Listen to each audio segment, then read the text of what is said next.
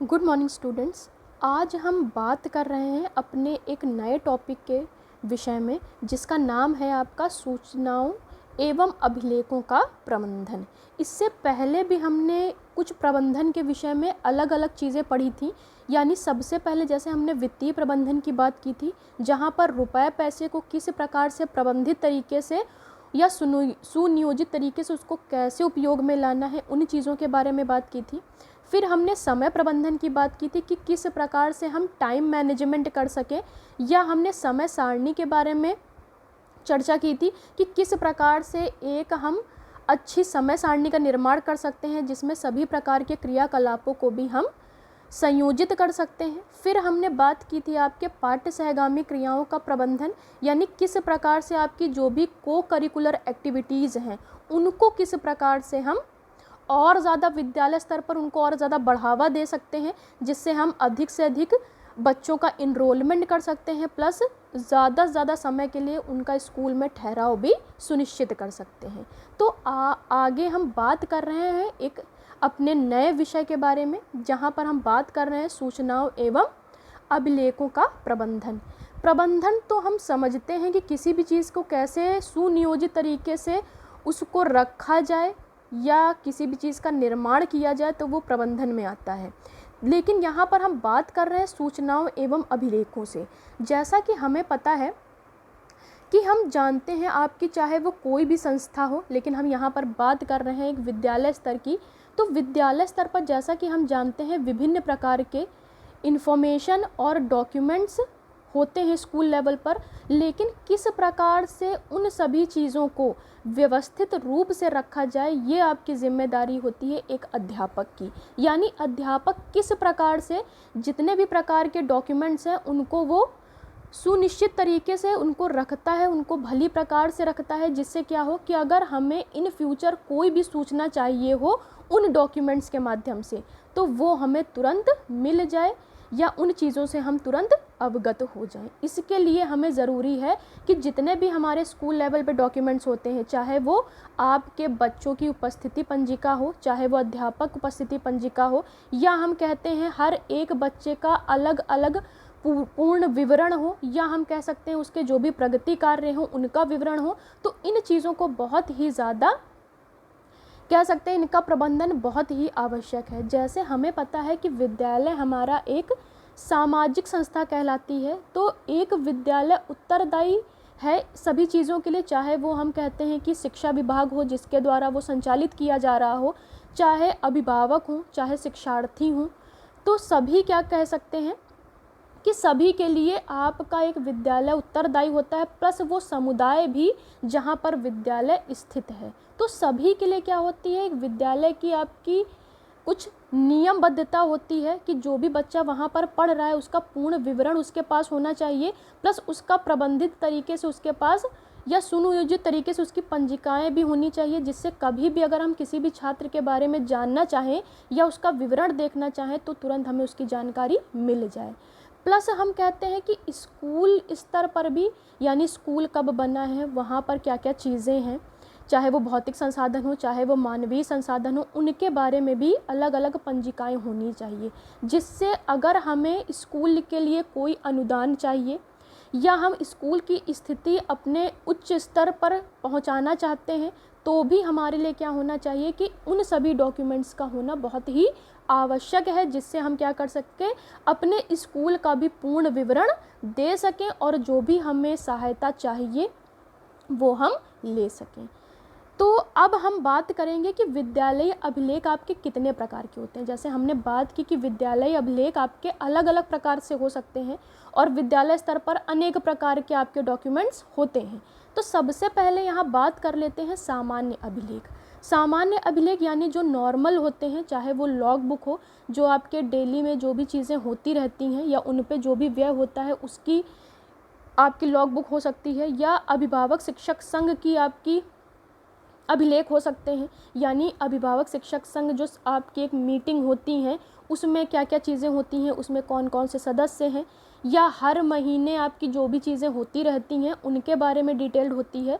Plus आपके मातृ शिक्षक संघ जो भी समिति बनाई जाती है स्कूल लेवल पर उनकी जानकारी सब उसमें होनी चाहिए। यानी दोनों प्रकार की, चाहे वो लॉग बुक हो, चाहे अभिभावक शिक्षक संघ, चाहे मातृ शिक्षक संघ, ये सामान्य अभिलेख भी होने चाहिए। दूसरा बात करते हैं अध्यापकों से संबंधित अभिलेख, यानी ये सभी अभिलेख किससे संबंधित होंगे, आपके जो स्कूल लेवल पर टीचर्स पढ़ा रहे हैं उनसे संबंधित होंगे। तो उनकी उपस्थिति पंजिका हो सकती है जिसमें वो अपने प्रेजेंट और एब्सेंट जिसमें दिखाई जाए, या दूसरा कह सकते हैं उनकी अवकाश पंजिका, यानी कब किस टीचर ने अवकाश लिया है उसकी पंजिका हो सकती है। नेक्स्ट अगर बात कर लें अध्यापक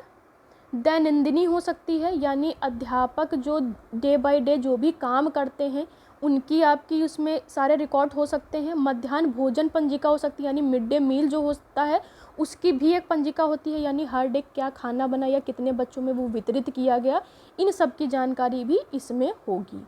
तीसरी बात करते हैं विद्यार्थियों से संबंधित अभिलेख, यानी सबसे पहला हमने पढ़ा सामान्य अभिलेख, दूसरा हमने पढ़ा अध्यापकों से संबंधित अभिलेख, तीसरी हम बात कर रहे हैं विद्यार्थियों से संबंधित अभिलेख। यानी इन अभिलेख में क्या होगा, जितने भी आपके स्कूल में विद्यार्थी पढ़ रहे हैं उनसे संबंधित जो भी जानकारी होगी वो आपके विद्यार्थी अभिलेख में लिखे जाएंगे। जैसे छात्र उपस्थिति पंजिका हो सकती है, यानी जो भी छात्र आ रहे हैं उनकी प्रेजेंट एब्सेंट। फिर विद्यालय छोड़ने का प्रमाण पत्र, यानी आपके टीसी हो सकती है कह सकते हैं। फिर उसके बाद विद्यालय प्रवेश अभिलेख, यानी जब बच्चे ने एडमिशन कराया था तब का अभिलेख हो सकता है। पुस्तक वितरण संबंधी, यानी बच्चे को जो हर एक क्लास में जो भी पुस्तकें वितरित की जाती हैं, यानी कितने बच्चों को बुक दी गई हैं या कितने बच्चों को बुक नहीं मिली हैं, या कितने बच्चों ने स्कूल छोड़ दिया है या इस कारण उन्हें बुक नहीं मिली, तो उन सारी चीज़ों की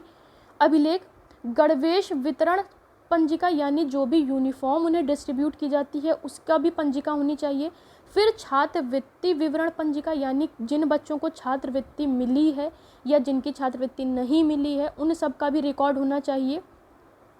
फिर अग्रिम प्रवेश पंजिका हो सकती है एवं बाल सरकार पंजिकाएं भी हो सकती हैं। यानी ये सारी आपकी विद्यार्थियों से संबंधित विभिन्न प्रकार के आपके अभिलेख एक विद्यालय स्तर पर होना चाहिए।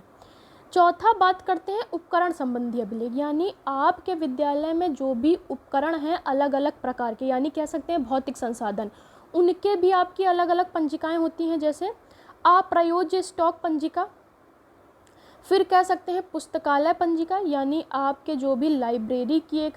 पूरा रजिस्टर होता है जहाँ पर आपका ये मेंटेन होता है कि आपके लाइब्रेरी में कितनी बुक्स हैं, कितनी आपको और चाहिए, कितने डे बाय डे आपके यहाँ बच्चे आ रहे हैं, वो सारी चीज़ें। खेल कूद संबंधी सामान के स्टॉक की पंजिका, यानी हमारे विद्यालय में जो भी खेल कूद का सामान है, यानी अलग अलग गेम्स रिलेटेड जो भी सामान है उनकी पंजिकाएं भी होनी चाहिए, जिससे आपको पता हो कि आपके विद्यालय में कौन सी चीज़ें हैं और कौन सी चीज़ें नहीं हैं। तो उन चीज़ों के माध्यम से हम क्या कर सकते हैं, उन चीज़ों की सूचनाएं ले सकते हैं। फिर बात कर लेते हैं वित्तीय अभिलेख की, जिसमें हमने लॉग बुक की बात की थी,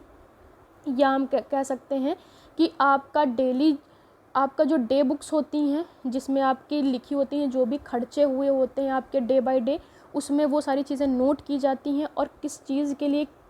कौन सा आपके खर्च हुआ है उन चीज़ों की आपकी जानकारी उसमें रखते हैं। तो विद्यालय स्तर पर हम कह सकते हैं बेसिक आपके 5 प्रकार के ये अलग अलग अभिलेख होने चाहिए और इनका प्रबंधन भी सुनिश्चित करना चाहिए।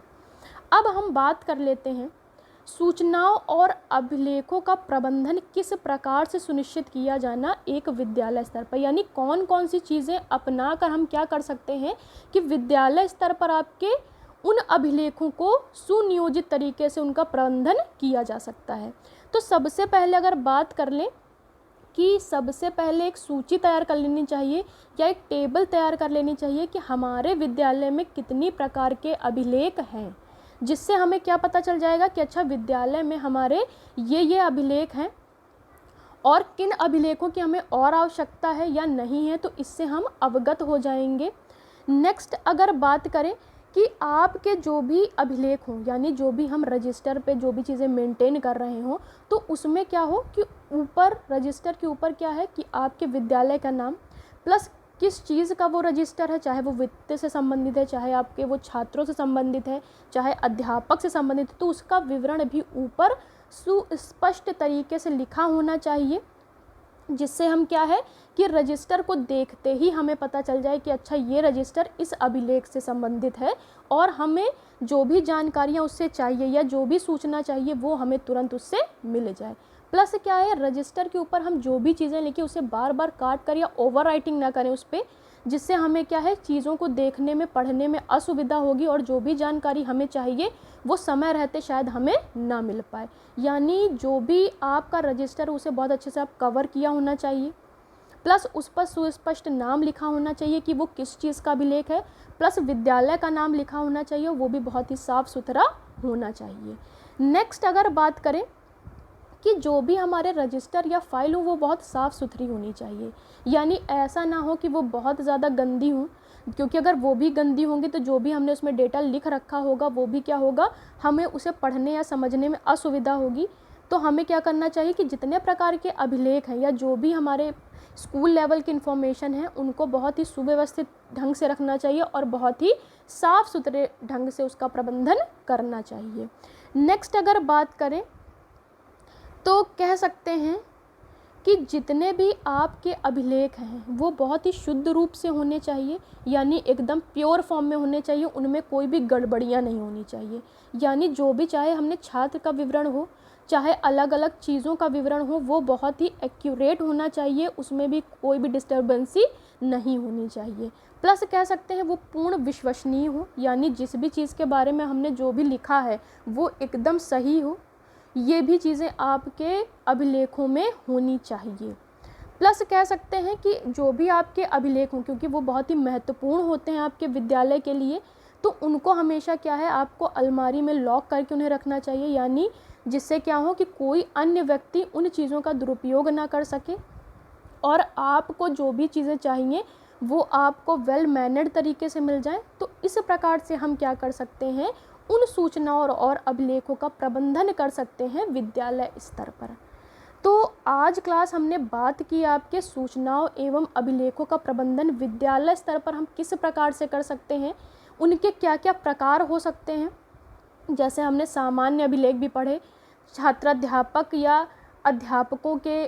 आपके अभिलेख हो सकते थे, या हम बात करें विद्यार्थियों संबंधी अभिलेख हो सकते थे, चाहे हम बात कर रहे थे वित्तीय अभिलेख हो सकते थे, या आपके जो भी उपकरण संबंधी अभिलेख थे उनके बारे में हमने जाना। प्लस किस प्रकार से विद्यालय स्तर पर इन सूचनाओं या अभिलेखों को हम एक सुव्यवस्थित ढंग से उनका प्रबंधन कैसे कर सकते हैं उसके बारे में हमने जाना। Thank you class.